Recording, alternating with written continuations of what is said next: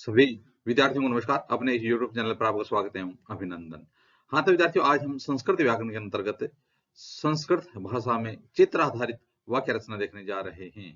तो आज देखेंगे विद्यार्थियों, आप संस्कृत भाषा में चित्र आधारित वाक्य रचना। हाँ, तो विद्यार्थियों, आज हम संस्कृत व्याकरण के अंतर्गत कक्षा 8th से 12th तक के लिए संस्कृत भाषा में चित्र आधारित वाक्य रचना देखने जा रहे हैं। तो आज हम देखेंगे विद्यार्थियों, संस्कृत भाषा में चित्र आधारित वाक्य रचना।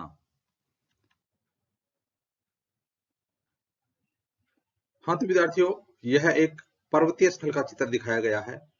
इस चित्र को देख करके और नीचे दिए गए पद आधारित वाक्य रचना है वो अब हम बनाने जा रहे हैं। तो देखिए विद्यार्थियों, इस चित्र को देख करके और नीचे कुछ पद लिखे गए हैं, उन पदों के आधार पर वाक्य रचना करनी है। तो पहला पद है पर्वतीय स्थलस्य, दूसरा है गोपालकः, उन्नत वृक्षा, कार्यानम, अजय, पादपा, गृहाणी, मनोहर दृश्यम।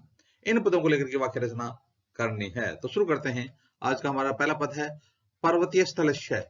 तो देखिए विद्यार्थियों, इसका हो जाएगा इदम पर्वतीय स्थलस्य चित्रमस्ति। इदम यह है पर्वतीय स्थलस्य, पर्वतीय स्थल का, चित्रम चित्र, अस्ति है, अस्ति है। इदम पर्वतीय स्थलस्य चित्रमस्ति, यह पर्वतीय स्थल का चित्र है। तो यह कह रहा है कि यहाँ पर जो पर्वतीय स्थल है ना, इसका हमें वाक्य में प्रयोग करना था।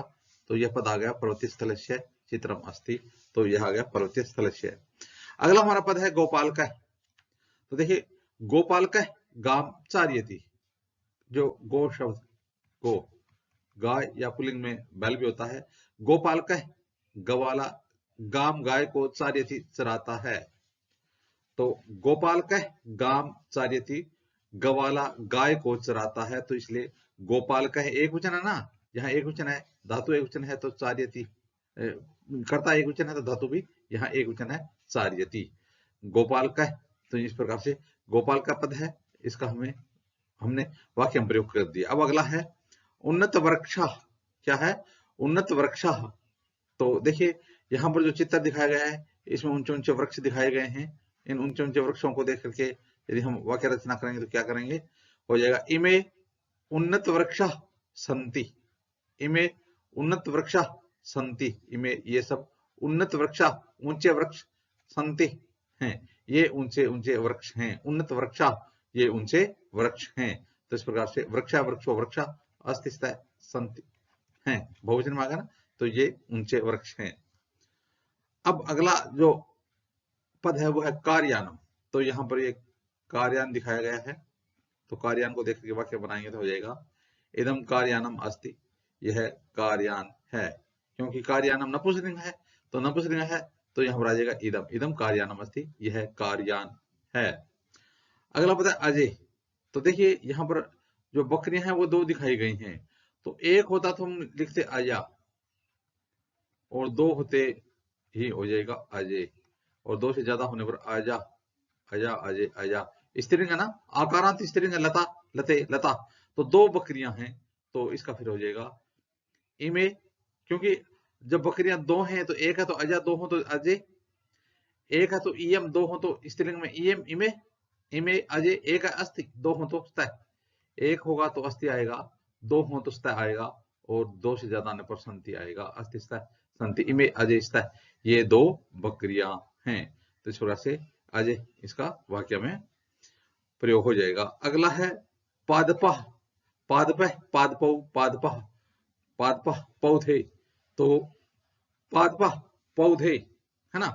तो देखिए, वाक्य में प्रयोग करेंगे तो इमे हरिता पादपः संति, ये हरे हरे पौधे हैं, ये हरे पौधे हैं।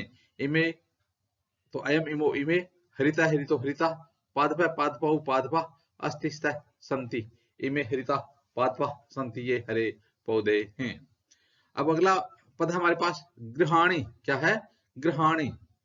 तो गृहाणी बहुवचन में हो गया। देखिए, बहुत सारे घर हैं। यदि एक होता तो हम बोलते गृहम, है ना।